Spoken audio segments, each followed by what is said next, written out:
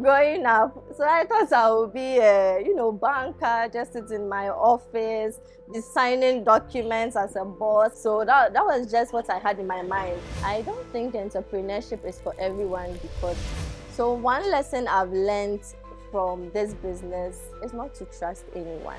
Especially in Ghana, in February, we even have a special day set aside called the National Chocolate Day, or even theme the whole month as a National Chocolate Month, which should tell you how important chocolate is for the people and the country at large. So give your lovers, your friends, your staff chocolates, putting a smile on their faces. You are making them healthy as well. Welcome to today's episode of My Business Story, where real entrepreneurs share the raw, unfiltered journey behind their brands. We explore the moment that shaped their hustle, the challenges they've overcome, and the lessons they are still learning. Whether you are building your own business or just love a good story, you are in the right place. Let's get into it. So my name is Rosemond Kwesibea Afari, and I'm the founder of Chocolate Factory Ghana. We are a branding souvenir company that deals in solely chocolates, branding chocolates for all events such as birthdays, weddings, parties, graduation, funerals, and whichever events you can think of. We started operating about 5 years ago, but we got a physical shop about 3 years now. Yeah, and we are currently located at Abokobi, Pantan Abokobi, next to the Chicken Man Pizza Man on the Agbogba Junction Road. Well, since university, let me say, I've always been a fan of customization. But I remember I used to customize pillows, I used to customize phone cases from Kiku and all of that. So I had interest in customization. And then one day I had a surprise from my sister, and it was customized chocolate. I posted it on my status, and a lot of people liked it or had interest in it. Let me put it that way. So I decided to pick it up as a business, and then here we are now. So why chocolates? We all know that Tete Kwasi was the first man to bring cocoa into the country, and Ghana is known to have the best chocolates in the world. People from outside come all the way to Ghana just to have a taste or experience our rich, delicious chocolates. So it's also best. It also has its health benefits. It's good for the heart. It's good for your health. So I believe it's the best gift for everyone. Especially in Ghana, in February, we even have a special day set aside called the National Chocolate Day, or even theme the whole month as a National Chocolate Month, which should tell you how important chocolate is for the people and the country at large. So give your lovers, your friends, your staff chocolates, and then in as much as you are putting a smile on their faces, you are making them healthy as well. I would say I didn't put much into it. I didn't go for a loan or put any huge amount into it. So since I use already made chocolates, let's say since I use Ghanaian premium chocolates like King's Bite Niche, I get it from the market per the order, and then I brand it. So when I began, I used to get about 10, 20 pieces orders. So I just go to town or a nearby shop and I buy a pack of chocolates. I bring it home, I design it, print it out with my small printer, wrap it up, and then package it for them nicely. So it wasn't any substantial amount that I put into it or anyone investing. No, I built from scratch, little by little, one pack after the other, and then yeah.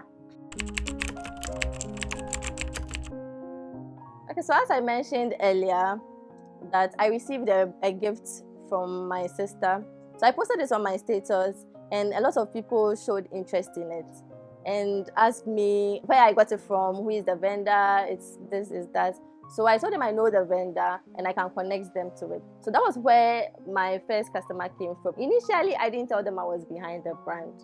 So I just referred them to my sister who did it, and then later helped her with it, familiarized with it, and then yeah. So my first customer came from WhatsApp status.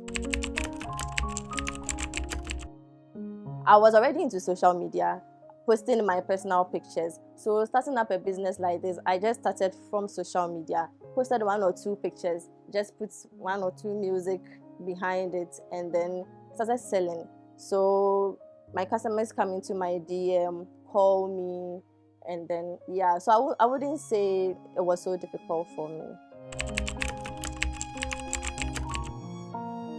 Based on my perspective, I don't know why they would say that.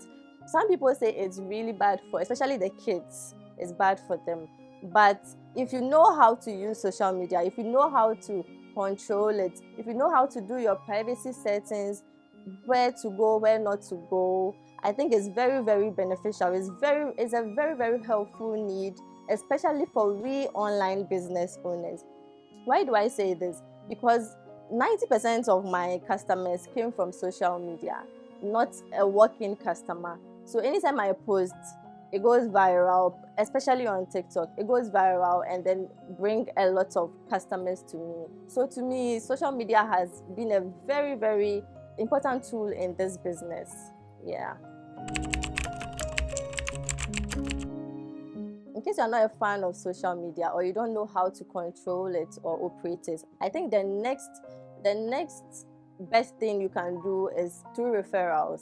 So you can give some of your gifts out as a gift to people and tell them to tell others of what you do. Referrals also go as far as I know. So you can just package it for a company, for your church, your friend's birthday. You just give them a little for them to say something on their socials. In case you are not there, they can stand in for you. If you still don't want to do socials, you can just tell one person or another, and then they'll keep coming to your work, wherever you are, whether your working shop or your house. I'm a firm believer of in God, all things are possible. That is me. As much as I believe social media works, I also don't take prayers for granted. So even if you are working on social media or you are posting frequently, doing everything you are being advised to do, and you are not seeing it as you are supposed to see it or getting a lot of traction, please include prayers. That is what I can say. So take God seriously, because He works in miraculous ways. As in, I'm talking from experience, from the fact that I downloaded TikTok in about 4 to 5 months. I wasn't making any sales, but I was just posting. I wasn't getting any comments. I wasn't getting much likes. So I was like, it's not as effective as Instagram. But I was still being consistent. But I woke up one day. If I tell you I know how, then I don't know how. I woke up one day. I don't know if it was from my hashtags. I don't know if it was from the song I used. And one content blew up.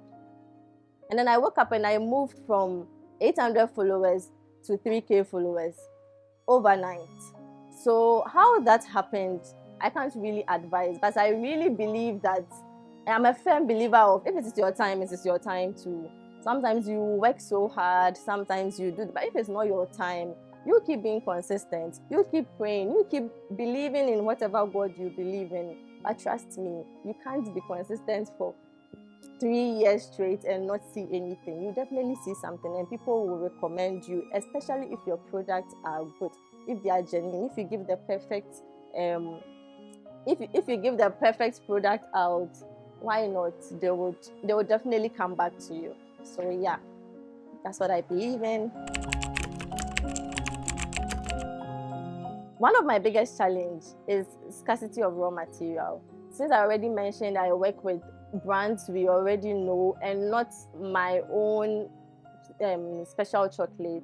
When the King's Bite or Niche is out of stock, it's a huge problem for me. In the sense that sometimes they tell you, oh, there are no farmers, there are no this, and then they've all run to Galamsey.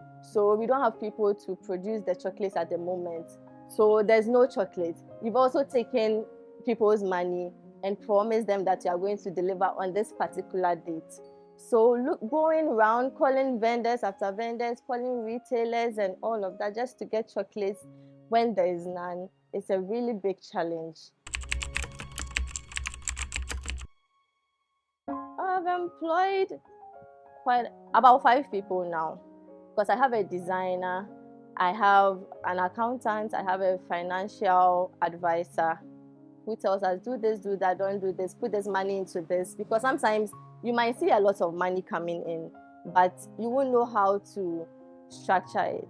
Or you might end up putting it where you're not supposed to put it. So I have a financial advisor, I have a designer, I have those who help in wrapping. Sometimes it's contract, sometimes it's permanent. And yeah, I have the store attendants as well. Yes, it's been worth it. That's what I mentioned earlier, that sometimes you might get a lot of money coming in, but you might not know that I need to save this amount of money, or I need to put it into stocking up for the chocolate. So it's really helped. It's really helped, and it's very worth it. And I feel like everyone needs that as well.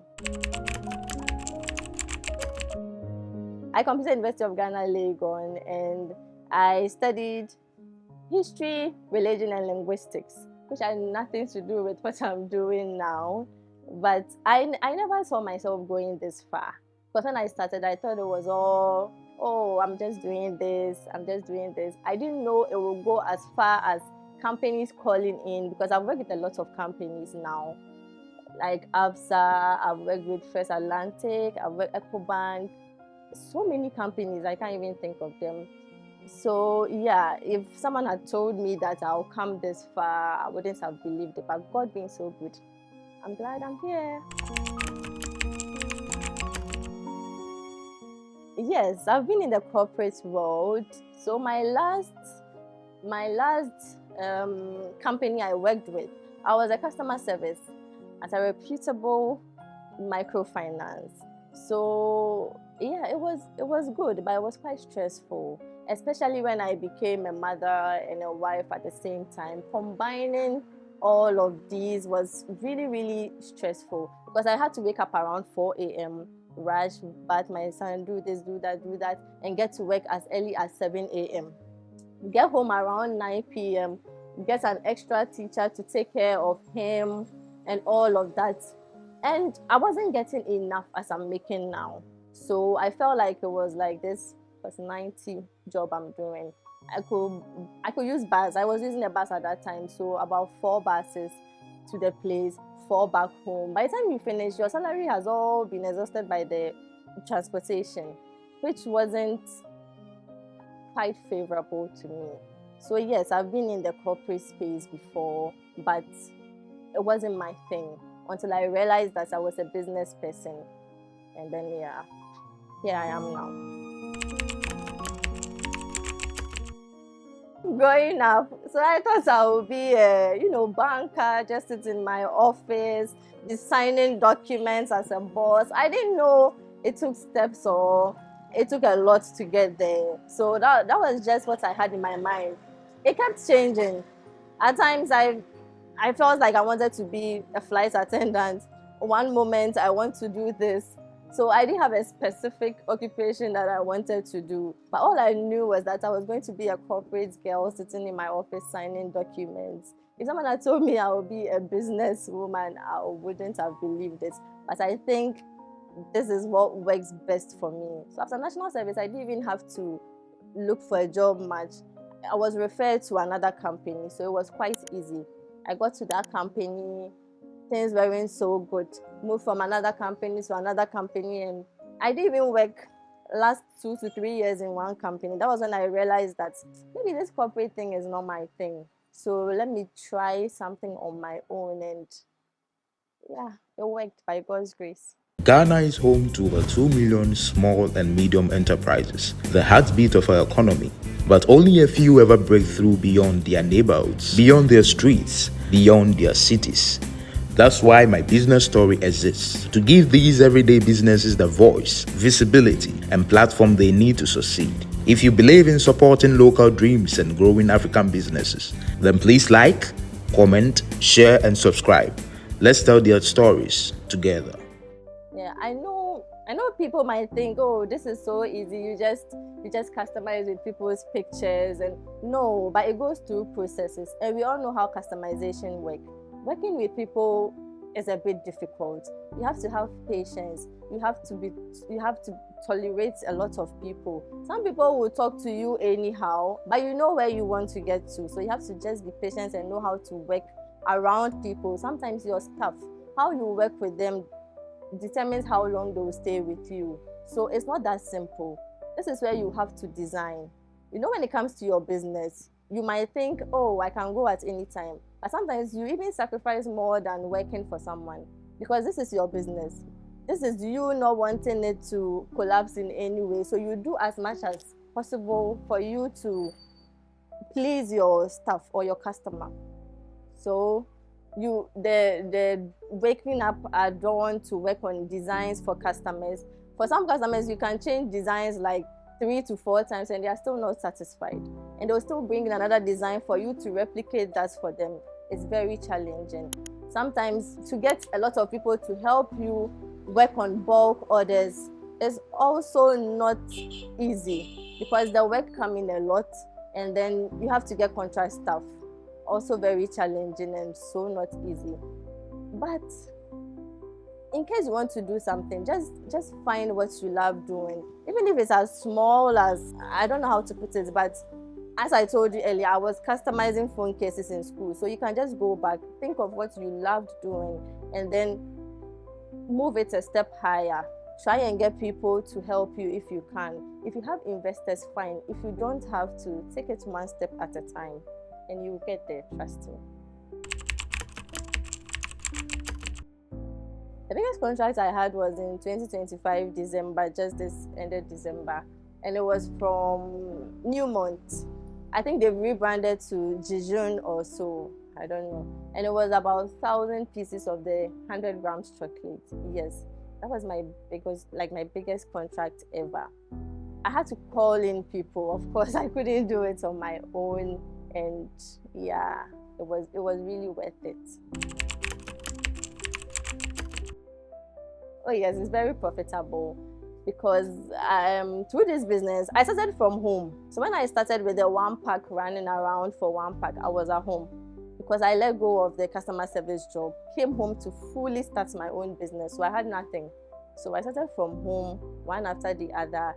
And then in about 9 months, exactly 9 months, Valentine's Day, since chocolate is all about Val's Day, that was when I had my biggest breakthrough. So I got a lot of money from there, a lot of money, and then I secured myself a shop. So I got a shop closer to where I am, and then little by little, I started stocking in. I didn't get all these things from a loan or any investor.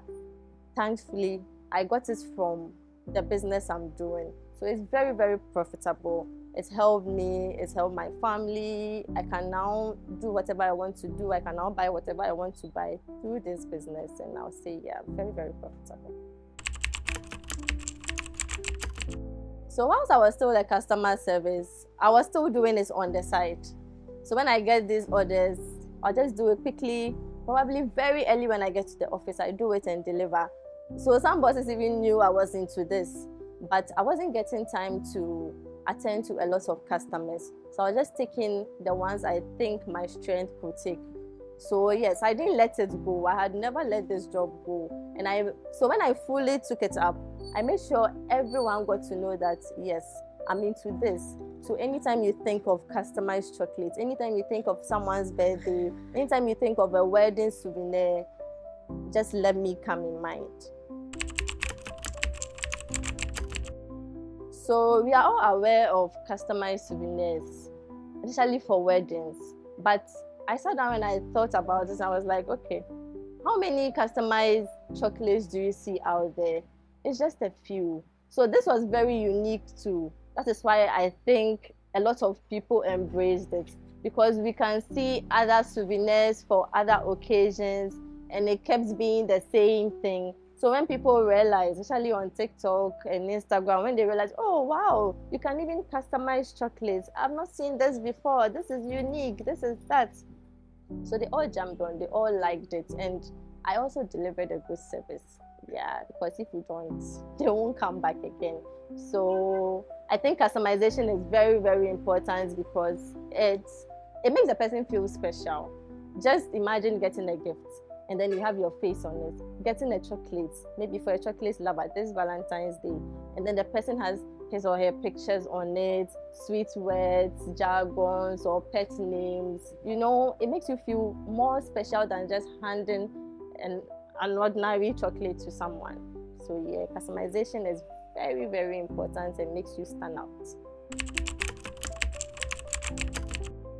I don't think entrepreneurship is for everyone because, as I mentioned earlier, I thought I was a corporate girly.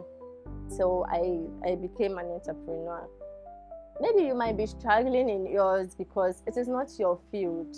It takes a lot of sacrifices, a lot of money and investment sometimes to go into it. So if it's not working whilst you've done all these things, maybe you should try something else. Maybe that is not your field. Some people are very perfect when it comes to corporate or other stuff. So I don't think it's for everyone. Because when you start it and then you are good at it, you will feel it. The joy that comes with doing it for people, the smiles you see on people's face when they receive your product, it makes you know that yes, this is for me, this is what I'm meant for. So maybe if you find your joy somewhere else, I think that is where it's meant for you. So I don't think entrepreneur is for everybody. So if you're not doing well in yours, maybe you should try and find where you find joy in. So one lesson I've learned from this business is not to trust anyone. I learned the hard way. It somehow benefited me. It somehow made me tougher. It somehow made me come this far. But I don't advise anyone putting their sole trust on someone. Because I once trained someone thinking that person could help me when I get a lot of orders or I have pressure on me, but it didn't go as planned. And some way, somehow, I was a bit disappointed, but it toughened me. It made me very tough. It made me stand my ground, and it pushed me to where I am today. So whatever you do, take everyone out of your mind. Do this for you because you are the only one who can execute everything perfectly and take orders according to your strength. Don't rely on anyone to disappoint anyone. Yeah, so I've had employees who I plan to stay long or help me in future or on long-term goals, but they come in, experience the job, give excuses, and you know how our youth are these days. They don't want to work so hard, but they want to earn as much as you do. So I can't do all the work for you to benefit or get as much as I get. And it's step by step. When someone is loyal, when you are hardworking, clearly you win favor in the eyes of your boss and then you'll be promoted. But they come in expecting more than you do and then they leave.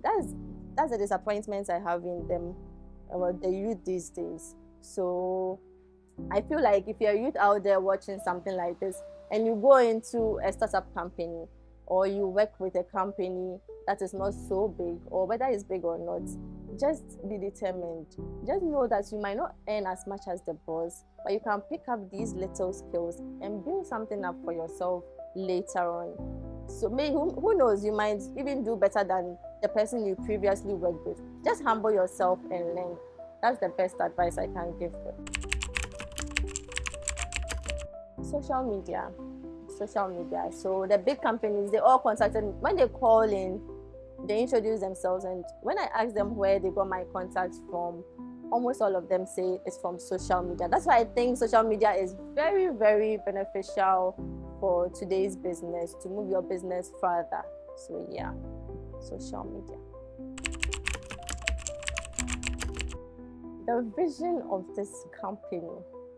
I want to be working with international brands because I'm clearly working with big companies in Ghana already. So I want to work with international brands. I want to be featured or invited out of Ghana to talk about my product, to talk about how unique our gift sets are.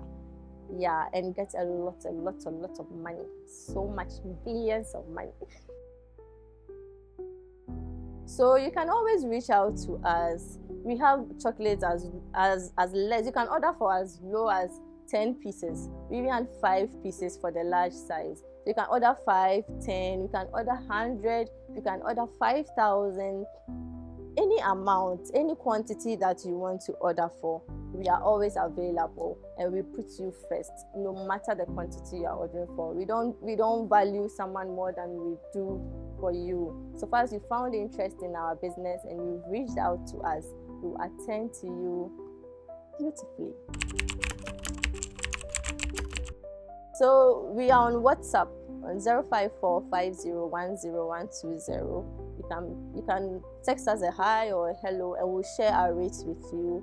Choose a package you want, and then we'll design for you. You don't have to worry about anything. Just send the picture you want to put on, or the inscription, or your logo. We'll just design, print, wrap, put it in a nice package with a bow, and then present to you. You can also find us on TikTok, Chocolate Factory Ghana, Twitter, Chocolate Factory Ghana, Instagram, Chocolate Factory Ghana, and Facebook, Chocolate Factory Ghana. Yeah. So my name is Rosemond Kwesibea Afari, and this is my business story. Thanks for watching today's episode of My Business Story. If this inspired you, don't forget to like, comment, and share it with someone chasing their own dream. Subscribe for more real stories from entrepreneurs across Ghana and beyond, because every business has a story, and yours could be next. See you in the next one.